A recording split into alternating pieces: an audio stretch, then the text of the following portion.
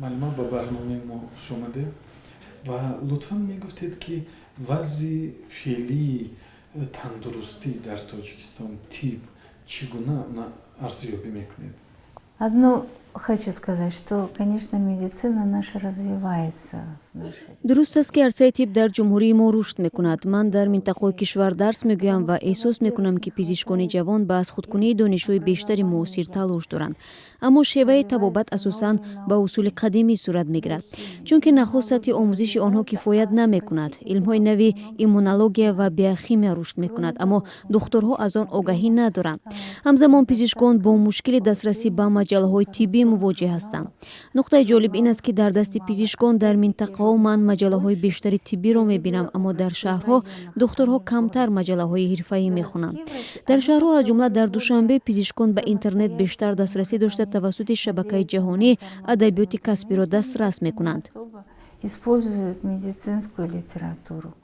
Проблема в том, что больные не могут лечиться полноценно. худи шаҳрвандон ба далели мушкилоти иқтисодӣ ва иҷтимоӣ наметавонанд ба таври комил аз хадамоти тандурустӣ истифода баранд. онҳо наметавонанд ба маврид ташхис шаванду доруҳои зарурӣ харидорӣ кунанд. доруҳои арзонеро харидорӣ мекунанд ки сифаташ шубҳанок мебошад.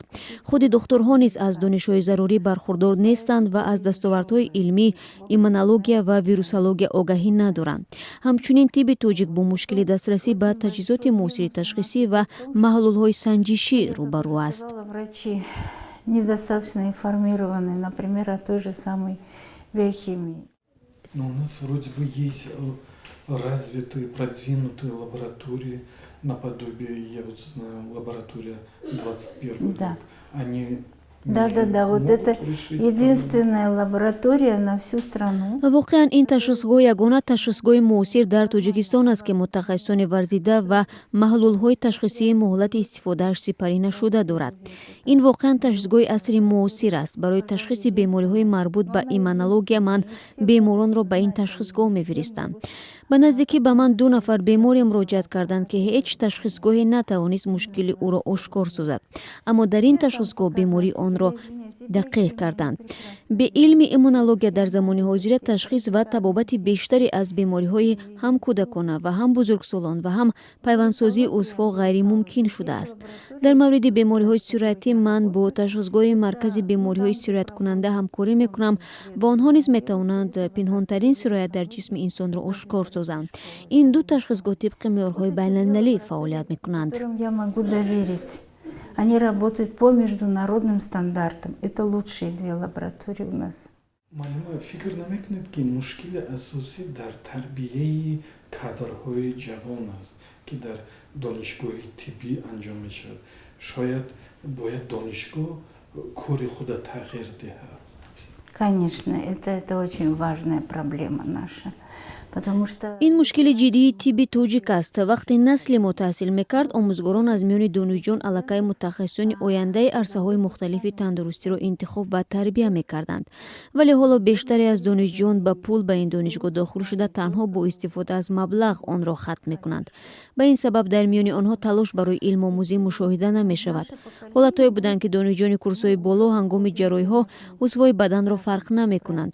насли мо оҳиста бознишаста мешавад, аммо ба ҷои мо кӣ меояд? аммо ин донишҷӯён ҳатто дар сурати хатми донишгоҳ наметавонанд духторҳои касбӣ шаванд. дар миёни онҳо кам нафароне ҳастанд ки дар ниҳоят духтури ҳирфаӣ мешаванд. иқтисоди бозорӣ водор мекунад ки бархе аз хаткунандаҳо ба тиҷорат машғул шаванд. все уходят в бизнес, все уходят, рыночная экономика. Ничего не скажешь. то ҷои ман огаҳӣ дорам, духтурои болоёқати ҷавони тоҷик дар ҷустуҷӯи маоши баланд водор мешаванд ба кишварҳои хориҷӣ раванд ва дар онҷо зиндагӣ кунанд. оё ин ҳам мушкили ҷиддӣ аст? Да, это, конечно, трудно. Не все же могут уехать. Но желание у тех Ребят, у которых есть желание, они уезжают. дуруст онҳое ки қасди тарки кишвар доранд дар ниҳоят тоҷикистонро тарк мекунанд, аммо на ҳама аз шароити муҳоҷират бархурдоранд. Ин як раванди табиии фирори мағзҳо мебошад. паҳлӯи дигари ин мушкил ҳамчунин ба ин мавзӯъ вобаста аст ки дар пайи маоши андак бештаре аз духтурҳо ба лоиҳанависӣ машғул шуда дар ниҳоят донишҳои худро барои кишварҳо ва созмонҳои бегона сарф мекунанд. аммо дар кишвари худ онҳо наметавонанд донишҳои бардоштаи худро истифода баранд, зеро пойдевори молӣ дар тоҷикистон вуҷуд надорад. дар монгоҳои кишварро бубинед, онҳо бо таҷҳизоте кор мекунанд ки кайҳо фарсуда шуда аз истифода бароварда шуданд. бародари ман ки эндоҷарроҳ аст, пас аз хатми донишгоҳи тиббии тоҷикистон ва таҷрибаомӯзӣ дар Санкт-Петербург натавонист дар кишвар кор кунад ва ба олмон муҳоҷират кард. дар тоҷикистон барои духтурони касбӣ шароити зарурӣ вуҷуд надорад. ба ин далел бештаре аз хешовандонам кишварро тарк кард ва ҳоло ман дар ин ҷо танҳо мондаам. Конечно, он здесь год проработал, он уехал сейчас в Германию, он там. фикр намекунед ки як роҳи асосии ҳалли ҳамаи мушкилои соҳаи тиб ба пулакӣ кардани он вобаста аст? Я не думаю, что это было бы хорошо сделать поголовно. Я не думаю. ман мухолифи пулакӣ кардани ҳамаи соҳаҳои тандурустӣ ҳастам. аҳолии мо наметавонанд маблағи тибби пулакиро пардохт кунад. фикр мекунам вазорати тандурустӣ бояд соҳаҳоеро муайян кунад ки хадамоти тиббии ройгонро ироа кунад. оилаҳои тоҷик 7 ё 8 фарзанд доранд ва волидайн имкон надоранд табобати пулакии ҳамаи онҳоро пардохт намоянд. бояд ба кӯдакон, пиронсолон ва маёбон тиббӣ пул бошад. онҳо худ наметавонанд маблағи табобатро пардохт намоянд. Допустим, имеют, они же не могут оплачивать. шумо ки мутахассиси соҳаи бемориҳои дарунӣ ҳастед, гастроэнтерология, лутфан мегуфтед ки дар тоҷикистон кадом намуди бемориҳои узвҳои дарунӣ бештар мушоҳида мешавад? Желудки, поджелудочная железа, желчный пузырь – это на первом месте. бештари аз сокинон гирифтори бемориҳои меъда ва талхдон мебошанд. ҳамчунин бемориҳои сироятии ҷигар низ бештар шудааст. ман омори дақиқ дар даст надорам, аммо медонам ки агар ҳамаи беморон то охир ташхис шаванд, омор ба маротиб бештар аз рақамҳои эълон шуда мешавад. чунин ташхис маблағҳо мехоҳад.